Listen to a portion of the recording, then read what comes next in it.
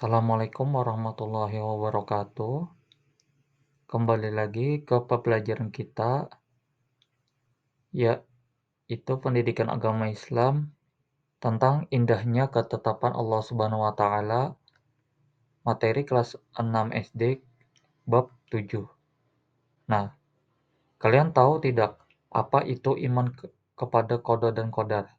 Nah, untuk mengetahui selanjutnya apa itu iman qada dan qadar, yuk perhatikan penjelasan berikut. Nah, memahami makna iman kepada qada dan qadar. Qada dan qadar dalam ajaran Islam termasuk dalam rukun iman yang keenam. Qada dan qadar sering disebut juga dengan istilah takdir, yaitu meyakini dan mempercayai dengan sepenuh hati adanya ketentuan dan ketetapan Allah Subhanahu wa Ta'ala. Nah, qada dan qadar adalah sama-sama merupakan ketetapan, keputusan, kehendak Allah Subhanahu wa Ta'ala atas seluruh makhluknya. Sebagian pendapat mengatakan qada adalah ketetapan Allah yang akan terjadi, sedangkan qadar adalah ketetapan Allah yang telah terjadi. Adapun dalil qada dan qadar, kita lihat kepada dua surah, yaitu surah Al-Qamar ayat 49 dan surah Al-Ahzab 38. Surah Al-Qamar 49, Inna kulla syai'in khalaqnahu biqadarin. Artinya, sesungguhnya kami menciptakan segala sesuatu menurut ukuran. Dan surah Al-Ahzab ayat 38, yaitu wa kana amrullahi qadaran maqduran. Artinya, dan adalah ketetapan Allah itu suatu ketetapan yang pasti berlaku. Hubungan antara qada dan qadar yaitu telah ditentukan dan berjalan sesuai dengan aturan yang telah digariskan dan di bawah kaidahnya pula.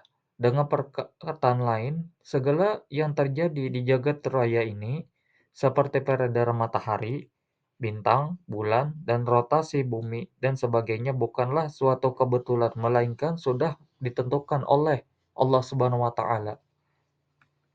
Adapun macam-macam takdir, yaitu takdir mubram, yaitu takdir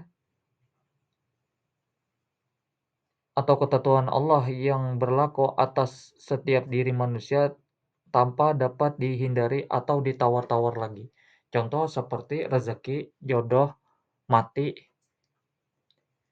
dan kelahiran. Adapun takdir mu'allaq yaitu ketentuan Allah Subhanahu wa Ta'ala yang mungkin dapat masih diubah oleh manusia melalui ikhtiar atau usaha jika Allah mengizinkan. Contoh seperti ini.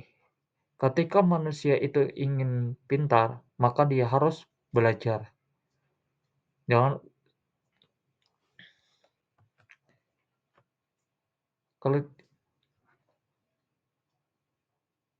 fungsi iman kepada qada dan qadar yaitu menyadarkan manusia untuk mengakui kekuasaan dan kebesaran Allah Subhanahu wa Ta'ala sehingga timbul rasa penyerahan diri dengan tulus dan ikhlas, mendorong manusia untuk berusaha dengan bersungguh-sungguh dalam mencapai cita-citanya, membentuk manusia yang memiliki akhlak mahmudah atau sifat terpuji, menciptakan rasa syukur atas nikmat dan karunia Allah Subhanahu wa Ta'ala, mengingat kepada manusia bahwa semua yang diperbuat di muka bumi akan pasti dimintai pertanggungjawaban. Yang terakhir, manusia menjadi termotivasi untuk bekerja dan berusaha dengan benar menurut pandangan ajaran Islam. Adapun perilaku kita sebagai orang beriman terhadap kepada takdir atau qada dan qadar yaitu melatih diri untuk pandai mensyukuri nikmat Allah, mendidik diri untuk ikhlas menerima kenyataan hidup dengan hati yang sabar dan tabah. Ketiga, cukup tenang dalam hidup ini dan tidak mudah terpengaruh kepada lingkungan yang buruk. Keempat, berusaha untuk dapat mengendalikan diri dan tidak bersikap sombong apabila mencapai keberhasilan. 5. Melatih diri untuk sabar dan bertabah. 6. Senantiasa berprasangka baik kepada Allah ketika mengalami kesulitan hidup. 7. Selalu meyakini bahwa semua yang dialami oleh manusia adalah ujian dari Allah Subhanahu wa taala. Kedelapan, yakin bahwa di balik suatu peristiwa yang kurang menyenangkan pasti ada hikmahnya. Sekian, terima kasih.